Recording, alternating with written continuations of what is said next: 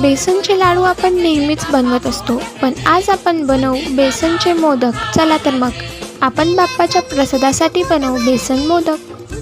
तुम्हाला माहिती आहे का बाप्पाला 21 मोदकच का चढवतात? आपण बाप्पाला 21 मोदकच देतो कारण पूर्वीच्या काळी देवांतक आणि नरांतक असे 2 राक्षस होते.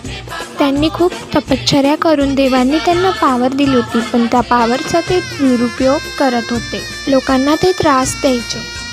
जसं रावणाचं हनन करण्यासाठी राम जन्माला आले, कंसाचं हनन करण्यासाठी कृष्ण जन्माला आले, तसंच या 2 राक्षसांचं हनन करण्यासाठी कश्यप ऋषी आणि आदिती माता यांच्या पोटी गणपती बाप्पाने विनायक या नावाने जन्म घेतला. राक्षसांचं हनन करायचं म्हणजे आता युद्ध होणार ना, तर त्यांनी 20 सैनिक घेतले. तर 20च का घेतले? कारण पूर्वीच्या काळी 10 हाताची बोटं आणि 10 पायाची बोटं असं त्या काळी 20 या आकड्यामध्येच मोजणी व्हायची. आणि त्या 20ही गणांचा, गण म्हणजे सैनिक, त्यांचा एक कॅप्टन म्हणजे गणपती बाप्पा.